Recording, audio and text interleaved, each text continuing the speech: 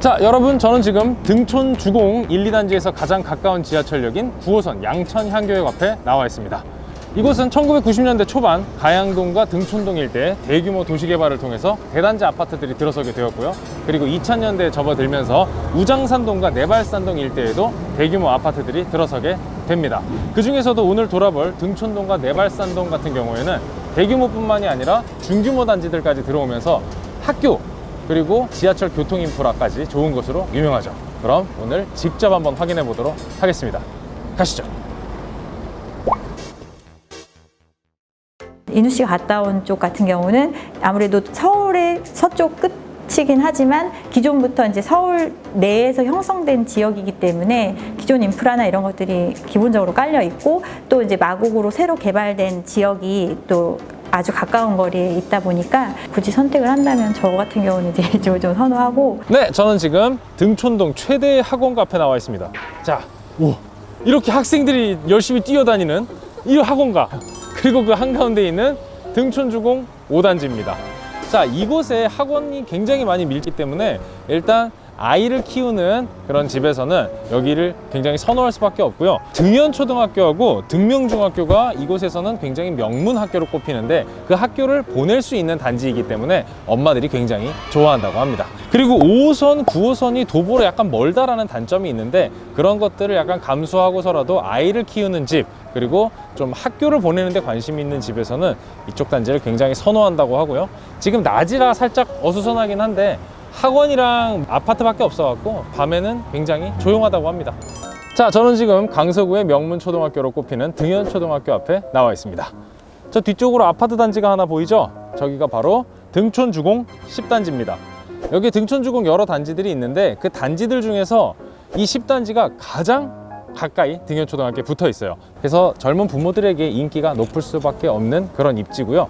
등현초등학교뿐만이 아니고 길을 안 건너고 어린이집과 등현 유치원까지 접근이 가능하다고 합니다. 재건축 말고 최근에 이제 리모델링 이슈까지 있기 때문에 이런 점들이 10단지의 호재로 꼽히고 있습니다. 네, 저는 지금 등촌 주공 1, 2단지와 3단지 사이에 위치한 등촌 근린공원에 나와 있습니다. 제가 왜 여기 나와 있냐면요, 이곳에 있으면 등촌 주공 아파트 단지들을 한눈에 볼 수 있기 때문입니다. 일단 주공 이 단지는 가양동에 이어서 90년대 도시개발을 통해 만들어진 대규모 단지입니다. 1995년에 입주를 시작했으니까 이제는 횟수로 27년 차가 된 단지들이죠. 등촌주공단지도 가양동과 마찬가지로 분양아파트와 임대아파트가 나뉘어져 있습니다. 1단지에서 10단지 중에 1, 4, 6, 7, 9단지가 임대아파트고요. 그리고 2, 3, 5, 8, 10단지가 분양을 한 아파트입니다. 이제 제 뒤쪽으로 보이시는 게 바로 1단지와 2단지가 되겠습니다. 그리고 그 중에 제가 픽한 곳은 2단지입니다. 지금 제 뒤로 보이는 게 등촌주공 2단지인데요. 30대 남자 기준으로 여러 가지 요건들을 따져봤을 때 2단지가 가장 합리적인 선택이 아닌가 하는 생각이 듭니다. 일단 제가 이곳을 픽한 이유는 사실 상대적으로 아주 약간이긴 하지만 20평형대 기준으로 다른 등촌주공 단지들에 비해서 아주 약간 저렴하다라는 장점이 있습니다. 물론 근처 가양동이나 마곡에 비해서는 확실히 저렴하고요. 전체 505세대에 17평에서 21평형까지의 소규모 평형이 주를 이루고 있는데 이게 최근에 실거래가를 보면은 6억대 초중반으로 평당 3,500만 원 정도의 가격이 형성되어 있습니다. 가격이 저렴하다고 해서 입지가 떨어지느냐? 그렇지 않습니다. 9호선 양천향교역과 5호선 발산역이 이용이 가능하고요. 그리고 주변에 NC백화점과 홈플러스 등 다양한 편의시설을 이용하실 수가 있어요. 백화점 등의 편의시설만 좋냐? 아닙니다. 일단 단지 내에 국공립 어린이집이 2개가 있어서 대기 없이 어린이집을 보낼 수 있다는 큰 장점이 있고요. 학교가 아주 많이 있어요. 마포고, 등촌고, 등명중학교, 등명초등학교, 등현초등학교까지 학군도 상당히 훌륭한 편이기 때문에 신혼부부 등 실수요자들에게 인기가 많은 단지입니다. 이 등촌주공 2단지는 최근에 사실 여러 가지 매수자들의 호불호가 갈리는 이슈들이 좀 있었어요. 일단 이렇게 임대 아파트와 그 분양 아파트가 섞여 있는 걸 소셜 믹스라고 하잖아요. 근데 지금 4단지, 6단지, 9단지는 이미 재건축이 확정이 된 상황이고, 근데 지금 1단지와 2단지가 필지가 같은 필지라는 얘기가 있던데 그것 때문에 그게 호재가 될 수도 있고 악재가 될 수도 있다는 게 어떤 얘기인가요? 여기 동네 커뮤니티나 맘카페나 이런 곳에서 자료를 좀 찾아봤는데 여기 2단지 같은 경우에는 임대 아파트인 1단지랑 같은 필지이기 때문에 재건축을 진행할지 말지에 대한 이슈가 아직 결정된 건 아니에요. 2월 4일에 정부에서 새로운 부동산 대책 냈잖아요. 그때 공공 직접 시행 정비 사업이라고 해서 2월 4일 이후에 구입한 사람들의 경우 그 다음에 시행 사업으로 지정이 되면은 현금을 청산해서 나가야 하는 이슈가 있는 거예요. 그렇군요. 그래서 이제 그게 현금 청산 대상이 됐을 경우에 내가 혹시나 시세에 비해서 손해는 보게 되지 않을지 또 그런 염려가 있어서 매수를 조금 걱정하는 분위기가 있더라고요. 그러니까 필지가 같다라는 거는 1단지가 재건축이 확정이 되면은 2단지도 당연히 같이 재건축이 되기 때문에 투자하는 사람의 입장에서는 재건축이라는 호재를 가져갈 수도 있는데 만약에 이제 현금 청산에 걸려버리게 된다면은 2월 4일 이후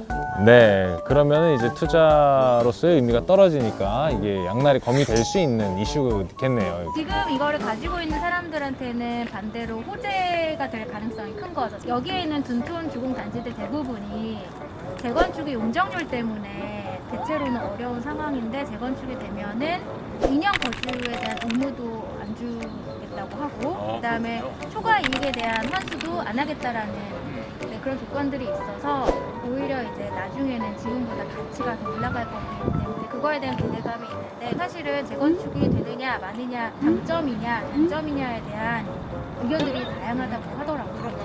네. 용적률 상향이라는 게 호재라고는 하지만 이 동네가 김포공항 근처라 용적률을 높여서 위로 무조건 올릴 수 있는 상황이 아니잖아요. 맞아요.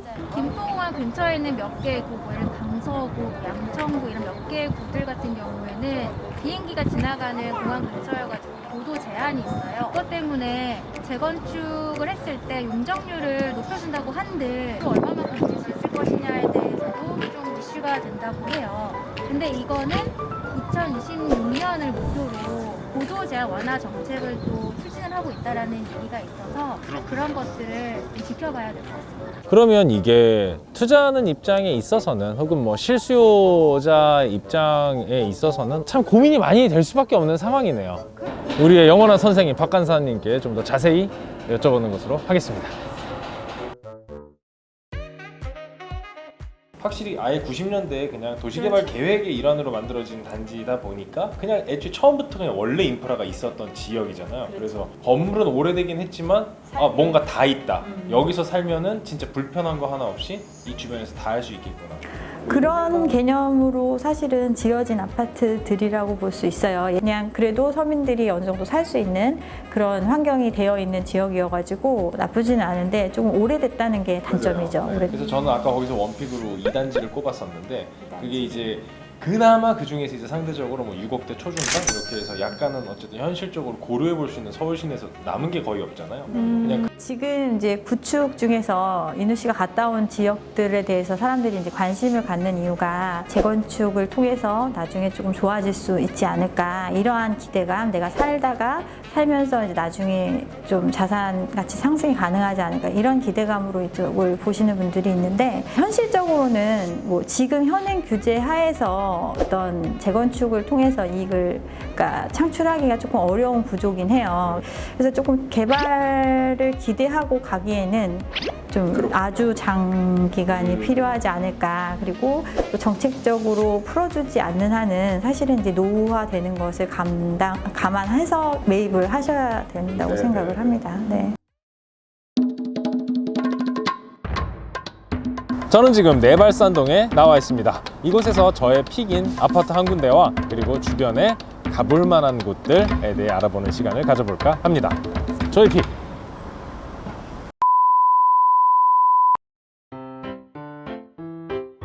요즘 주택 매입에 주변에서 관심이 많은데 지금 이 시기에 사는 게 맞는지.